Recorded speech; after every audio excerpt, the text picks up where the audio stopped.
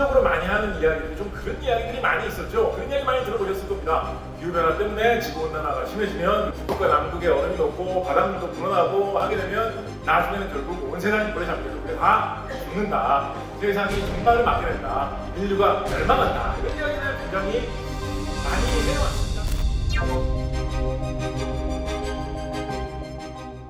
1980년대, 90년대 기후변화가 처음으로 중요한 국제적인 문제로 많이 이야기하기 시작됐을 때 그때부터 이 이야기를 계속 해오고 있게 되었거든요. 이런 종말론의 형태로만 이야기하는 것에 약간의 좀 한계도 있지 않느냐, 이것에 좀 부작용도 있지 않느냐 하는 생각을 요즘 좀 많이 하게 되었습니다.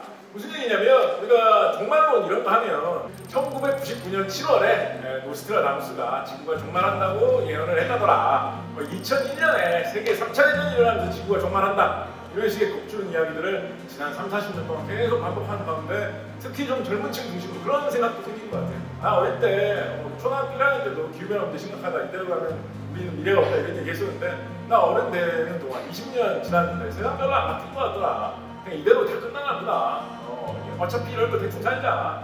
이런 무력감에 빠지기가 좋다라는 그런 걱정도 좀 들었습니다. 그래서 기후변화 때문에 너 죽을지도 몰라라고 겁주는 이야기에서 한 발 더 나가서 조금 더 기후변화의 현실적인 측면, 사실상 실제로 어떤 일이 중요한 문제로 거론되고 있는가, 어떤 것이 내 삶과 내 생활에 더 큰 영향을 미치는가, 그 세부적인 측면에 좀 집중할 필요가 있지 않느냐. 그렇다면 기후변화의 어떤 현실, 현장에서 벌어지고 있는 일이란 어떤 것이냐. 2021년 8월에 IPCC에서 발간한 보고서와 해설 자료를 보면 평균 기온이 과거에 비해서 1.5도 정도 상승할 때 이런 피해가 일어난다라고 미래를 예상을 하고 있습니다. 어떤 피해가 일어난다고 예상을 하고 있느냐? 가뭄이 2.4배 늘어나고 홍수가 1.5배 정도 늘어나고 태풍이 10% 정도 늘어난다 라는 이야기를 하고 있습니다. 이게 태풍이 뭐 100% 늘어나는 것도 아니고 태풍이 10% 정도 늘어나는 게 뭐 이게 큰 피해인가? 지구 종말, 뭐 인류의 멸종 이런 생각만 하다 보면 이게 큰 피해가 아니죠. 실제로 기후변화는 큰 피해가 아니게 느껴질 수 있는 경우가 있습니다.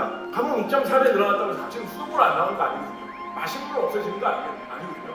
그런데 농사 짓는 사람들에게 비가 와야 될 때 안 오면 그의 농사 다 망하는 거죠. 갈아엎는 거죠. 내 일자리가 없어지는 것이고 내 생계가 막막해지는 것이고 그 먹고 살 길이 없어져서 빚더미에 올라가는 일이 나한테 벌어지는 것입니다. 즉 기후변화 문제는 사회의 취약계층, 사회적 약자들에게 피해를 몰아가는 경향이 있다는 것입니다.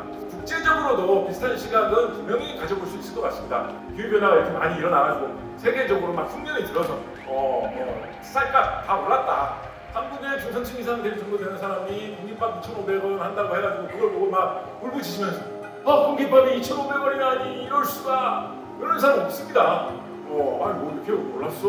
그러니까 많이 오르네. 한번 투덜투덜하면 사 먹으면 되겠죠. 세상에는 한국의 중산층 이상이 되는 사람들만 살고 있는 건 아니지 않습니까? 세상에 이 전 세계에 살고 있는 사람들 중에는 분명히 하루 벌어서 하루 벌어 먹고 있는 그런 사람도 있을 거예요. 사회 세계의 어느 지역에서는 이런 식의 빈물 가격이나 변화가 생존의 문제, 삶의 문제가 된다는 것입니다. 이런 사회의 불균형 문제, 이런 사회의 취약계층이 더 큰 피해를 입는 문제를 어떻게 대비해 나갈 것이냐가 기후변화 문제에 좀 더 가까운 초점이 되는 것이 맞다라는 말씀을 드리고 싶습니다. 이렇게 해서 살펴보면 세계적인 기후변화에 관한 대응에 대한 여러 가지 관점들도 좀 더 복잡한 문제, 좀 더 많은 문제들이 하나하나 덧붙는 것을 느끼게 됩니다. 그래서 오히려 문제가 더 좀 심각해지게 되는데.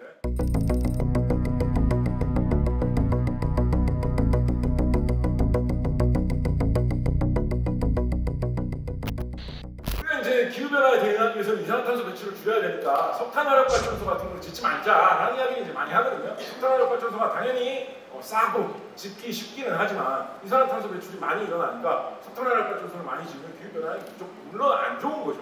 자, 그런데 개발도상국에서 조선국가에서 우리도 산업을 한번 발전시켜 보겠다. 우리나라에 전기 못 쓰는 사람들 많은데 이 나라 사람들한테 전기를 좀 보내주고 싶다 라고 해가지고 제일 값싸고 쉽게 전기를 만들 수 있는 방법으로 석탄화력발전소를 짓는다고 할 때 선진국 사람들이 좀 안다고 우리는 기후변화에서 모범을 보인다고 해가지고 그런 데 가가지고 당신들 왜 석탄화력발전소 지으려고 그래? 이 나쁜 사람들아, 그런 거 지금 절대 안 돼. 이렇게 할 수 있을까요? 우리 산업혁명 시기에 100년, 200년 전에 지금 선진국이 된 나라들은 석탄을 무제한으로 소비를 하면서 그때 많은 이산화탄소를 전 세계에 배출하면서 기술을 발전시키고 경제를 발전시켜서 지금 잘 사는 나라, 선진국이 돼가지고 뭐 세계에 좋은 위치를 차지하고 있는 거 아니겠습니까? 근데 이제 세월이 지나가지고 지금 이산화탄소가 너무 많아져서 기후변화가 문제가 되니까 야 잠깐만 그때는 우리가 뭘 몰라가지고 이산화탄소 많이 배출했는데 지금 너희들이 발전하려고 할 때는 석탄 같은 거 이런 거 싼 거 쓰면 안 된다 라고 하는 것은 이런 나라들에게 아니 자기들이 돈 벌고 나라 발전시켜가지고 세계를 접목하려고 할 때는 석탄 펑펑 쓰면서 마음대로 하는 거 이게 뭐야 라는 반응이 나올 수밖에 없는 것이죠. 기후변화 문제를 해결하기 위해서는 이런 불균형 문제를 어떻게 해결할 것인가에 대한 고민이 같이 필요하다라는 것입니다. 지금 우리나라에서 지금 제가 느끼는 체감상 요즘 기후변화에 어떤 분들이 제일 관심이 많으시냐, 요즘 보면 주식 투자하시는 분들이 기후변화에 제일 관심이 많으십니다. 그럴 수밖에 없는 게 요즘 모든 산업의 변화가 기후변화 문제에 어떻게 대응하느냐를 굉장히 중요한 문제로 인식을 하면서 변화하고 있거든요. 세계에서 가장 큰 자동차 생산기업 시가총액 기준으로 따졌을 때 세계에서 가장 큰 회사가 어디냐라고 하면 여러분 잘 아시는 미국의 전기차 만드는 그 회사가 시가총액이 세상에서 가장 큰 자동차 회사입니다.